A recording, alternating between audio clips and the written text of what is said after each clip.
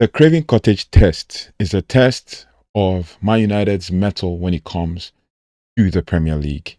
And I mean, we can talk about, how the first game of the Premier League season went and everything in between, how Man United fared and all of that.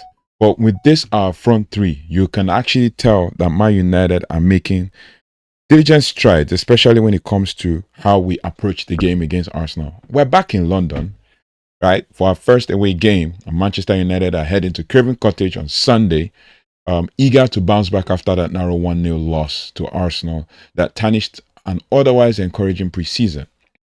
Now, Rúben Amorim's team now faces Fulham, the second match in a tough early schedule, with the anxious imperative to earn the first league points, right? Now, Fulham, meanwhile, returned to Craven Cottage looking to capitalize on home comfort after an opening day 1-1 draw against Brighton. Now, if we're going to think about it and think about basically how things have panned out for Man United and everything over the last couple of months, you can see that there's progress and all of that. But despite the negative narrative being pushed by the media and also the Arsenal fans being deluded in themselves, we are, in fact, I see them in my comments, so I know what they're saying, right?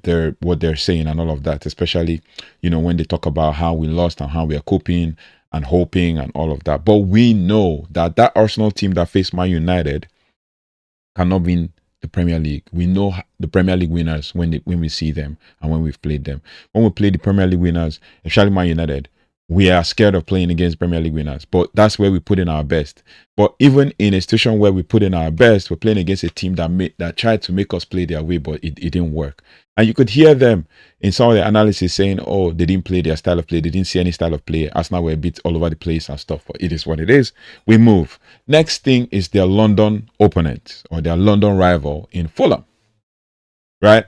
Now, when it comes to team form and all that, let me just give you a brief overview about the match, and then we can go to head-to-head and we can go to historical context. So walk with me. If you haven't already, please do like, share, subscribe, and hit the notification bell. If you're watching this video, please don't forget to like, share, and subscribe and hit the notification bell so you don't have to miss anything as it relates to Manchester United. Help us grow the community together as we grow and evolve and build, a solid community that involves a lot of fans who can talk alike and all of that. So walk with me. Now, Fulham are playing at home against Manchester United, Craven Cottage.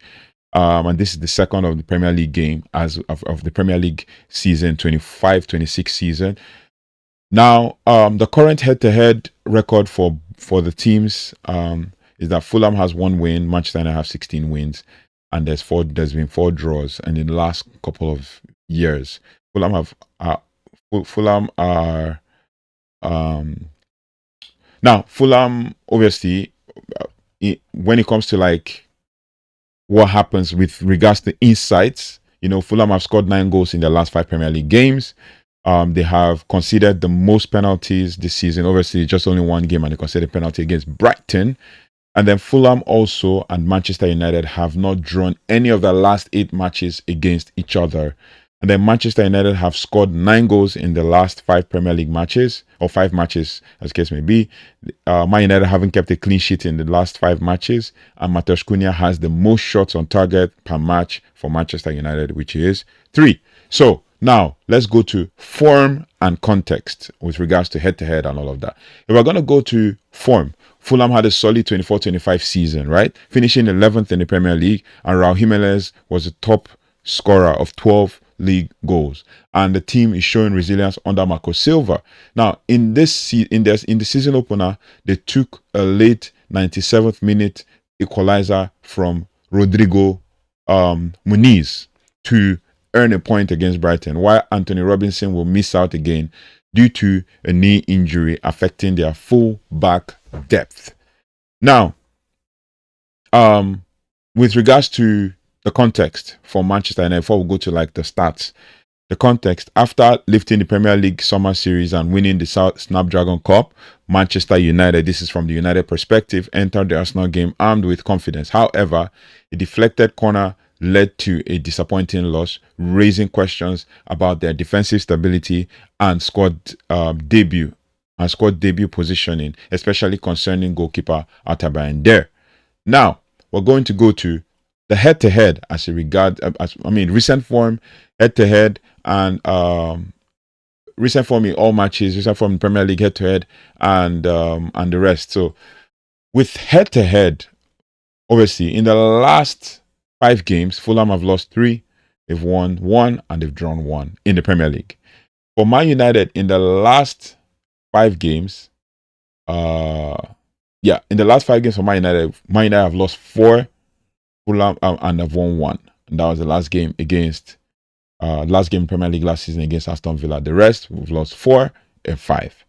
And then with regards to, that's for the Premier League, all competitions, maybe we're going to say including friendlies, Fulham have won 3 and lost 1 to Man City and drawn 1 to Brighton, while Man United have won 2, drawn 2, lost 1. That last loss was to Arsenal.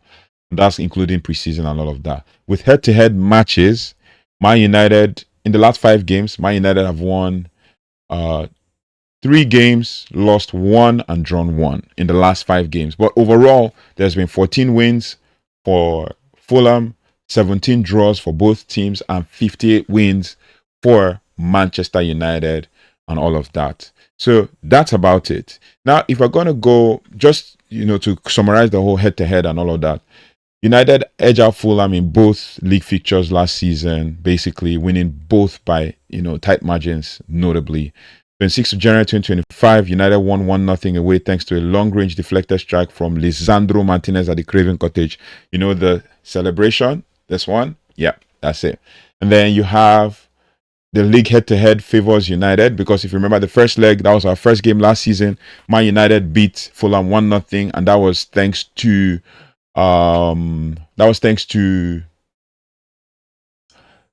Joshua Zirkzee's first goal. Yeah, Joshua Zirkzee's first goal. So we won that one. Won that one 1-0 as well. Now, while the league head-to-head favors Man United, Fulham did beat them on penalties in the FA Cup. That is the one we remember, the 1-1 draw and all of that. If apart from that, it was 1-0 at Old Trafford and 1-0 at Craven Cottage. Before that, we lost to Fulham. Before that, we won Fulham. That's in that last 5 games. But the 1-1 draw in the FA Cup, and which led to us losing on penalties, was where Fulham knocked us out last season, which reminded the fans that any game against Silver's side can be very tricky, right? Now, with regards to, before we go to tactical overlook, we will get to the predicted lineup for Fulham. And we're going to do it based on what Fulham played in the last game. And the predicted line for Fulham goes like Bertleno in net. And then we have Anderson and Cuenca in defense as they play a 4-2-3-1. And that's Marco Silva's side. That's Portuguese. The Portuguese international. That's his style. So we'll have Jorge, Cuenca. We'll have Anderson in net, and Anderson in center back, and then they have Kenny Tate on the right back, and then Calvin Bassey on the left back. I wouldn't be surprised if I see this change to a 3-4-3 or 3-3 or 5-3-2, depending on what. But based on the last game, obviously we have Kenny Tate, we have Calvin Bassey left and right back, and then we have Sasha Lukic and Sander Berge, who were linked to last season. So Sander Berge in the 2 defensive midfield roles, or 2 6s, or 1 or double pivot. And then we have Joshua King, who is going to be, the attacking mid. And then on the left and the right side of the attacking third is Harry Wilson, going to be on the right side. And then Alexi Iwobi going to be on the left side as he played last game. And then Raul Jimenez in attack. Apart from that, that is their predicted lineup. And now we're going to go to the key player for the opposing team, key player for Fulham. Key player for Fulham is going to be Raul Jimenez. Based on his record, he's in the last 4 games, including the friendlies, he scored 3 goals. In the last game, he didn't score, but I think it was that goal that Rodrigo Muniz came and scored. but it is what it is. In this game, Bruno Fernandes could actually reach 100 goals in for Manchester United. He has 98 currently. And then Brett Leno could reach 50 draws in the Premier League if we draw that game, because he drew the last one. And then, as the case may be, there are still other stats that could go. Joshua Zirkzee could reach his 50 matches in Manchester United if he features in this game. So, now, with regards to how Fulham play. Now, for Fulham, basically, like I said, they will likely set up in a 4-2-3-1, centered around Raul Jimenez as a goal threat, 34-year-old Mexico international. They press with intent, but they lack a consistent, creative spark in midfield. They are strong on set pieces and transition play, and particularly with an aerial threat when it comes to crossing the ball. I mean, Alex Iwobi has also been a thorn on our flesh sometimes when we've played against Fulham and all of that. So we will see how that pans out, which brings me to Manchester United. Now, Manchester United, how tactically how we're going to face Fulham is like we should expect, obviously, as always, and Rúben Amorim has said it's not going to change, 3-4-3 formation structured with wing backs pushing very high, and then the central to build up is Bruno Fernandes, and orchestrating play is Cunha and Mbeumo, offering dynamism and pace. And then obviously there's the goalkeeper decision that is looming, which is either Onana may return or Bayender might still stay in net, but we shall see in the predicted lineup. Now, I always talk about in details how Manchester United play and all of that. Now, like I said, Manchester United play 3-4-3, and we should see a strong wing back play, as we've seen with Patrick Dogu, vertical transitions and high pressing. The key focal points will be Bruno Fernandes pulling the strings, while Šeško and Cunha will inject firepower and unpredictability, as well as Bryan Mbeumo. So let us see how this pans out, and we'll build from there. Now, to predicted lineup for Manchester United, I had to think about how Man United can line up to beat Fulham, because if we are going to use the predicted lineup that Man United used against Arsenal, I don't know, maybe Rúben Amorim will want to inject a little bit of creativity and all of that. So I had to think deep, but and I'm thinking about it from the sensitive point of view, right? I'm trying to be sensitive. I mean, not sensitive, sensible point of view. Trying to be sensible about the predicted lineup and what to expect for Manchester United. So we're going to run through the predicted lineup for Man United, and then we can see how to build from there. Now, the predicted lineup for Manchester United goes like Arthur Bayender in net, Matheus de Ligt back in the starting lineup, a back three, and then Lenny Euro on the right, and then Luke Shaw on the left. And then we're going to go on to Kobbie Mainoo and Bruno Fernandes, because I thought about it. Maybe Casemiro might need a rest, or Casemiro might need to sit out this one. And Ugarte did not have so much of a good game, so we're looking at maybe Kobbie Mainoo being more of the defensive but ball carrying guy, and then Bruno Fernandes playing as that midfield double sixes or double pivot. And then we go with Patrick Dogu and Ahmad on the left and right. Last game, it was Diogo Dalot that started that game. But this time around, it's going to be Patrick Dogu and Ahmad. Ahmad starting on the right, Patrick Dogu starting on the left. And then Matheus Cunha and Bryan Mbeumo as the 2-10s. And then Mount sits out this one, comes in the second half to inject a little bit of more energy and all of that. And then we have Benjamin Šeško getting his first start. That's why this thumbnail is the front three. So this might be the time when we get to see the front three make an impact for Manchester United. So Benjamin Šeško is going to be the striker for this game.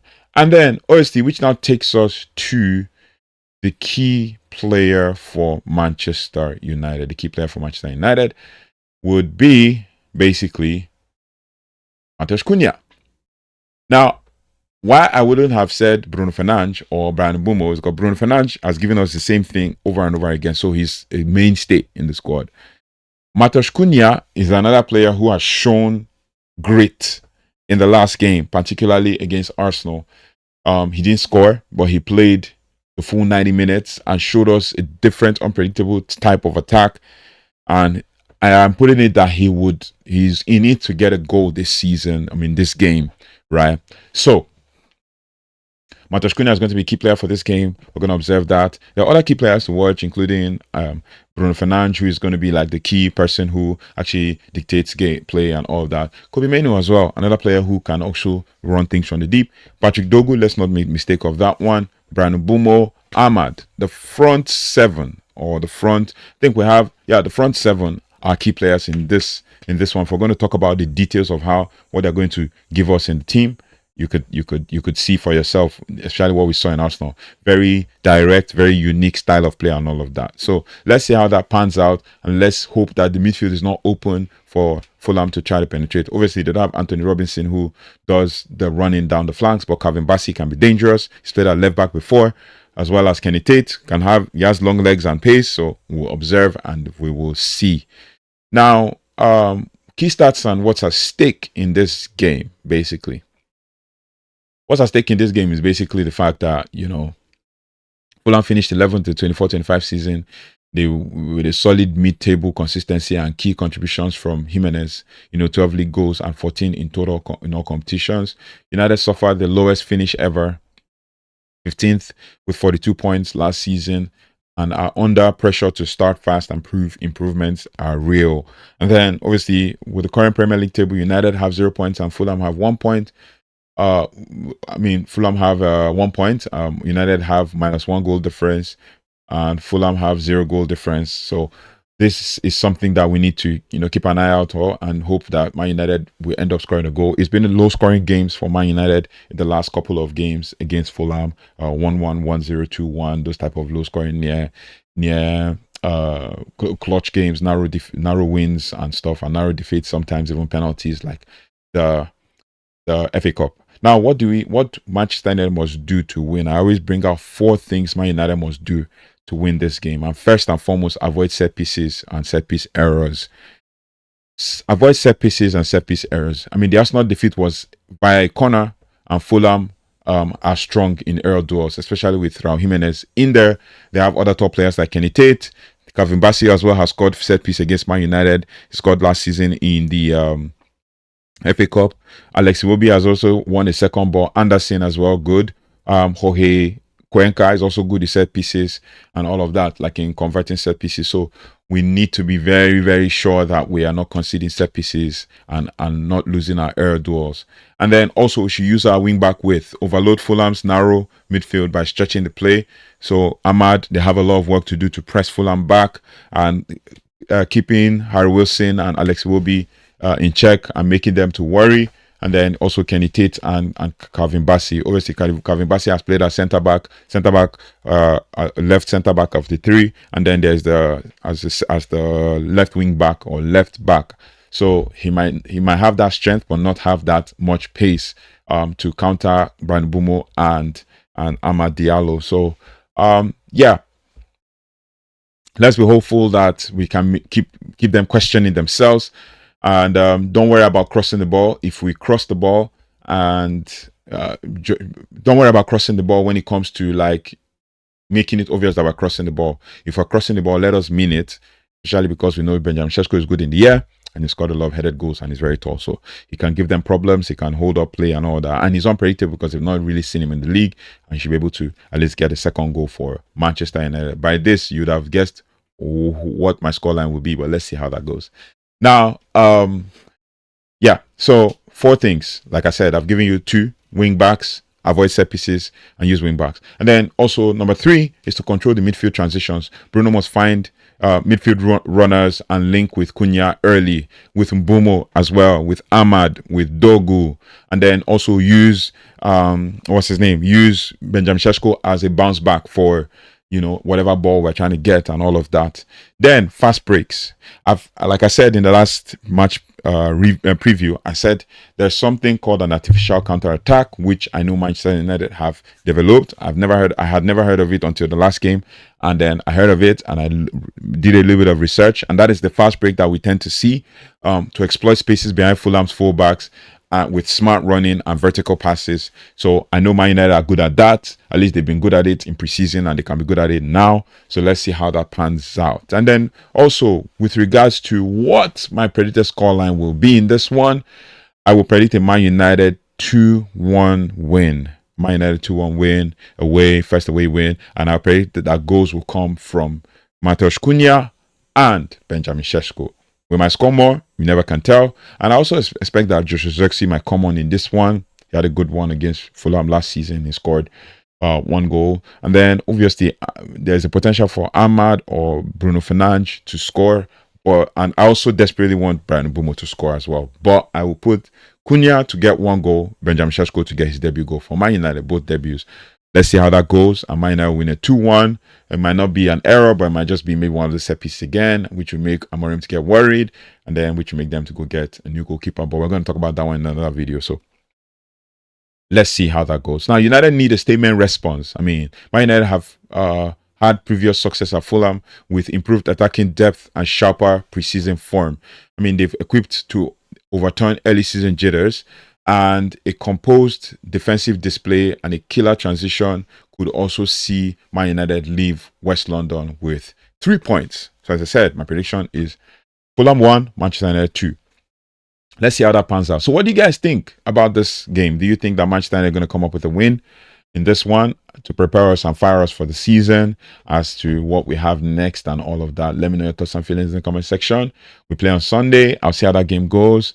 Don't forget to like, share, and subscribe. Always, we're going to also do some match reviews. The next one you're going to watch is probably the press conference review. We're going to always review what Rúben Amorim said in press conference so that we can actually build, from there and build momentum ahead of the game. So let me know your thoughts and feelings in the comment section as we go towards the game. I'll see you on the next one. Take care. Goodbye. And God bless.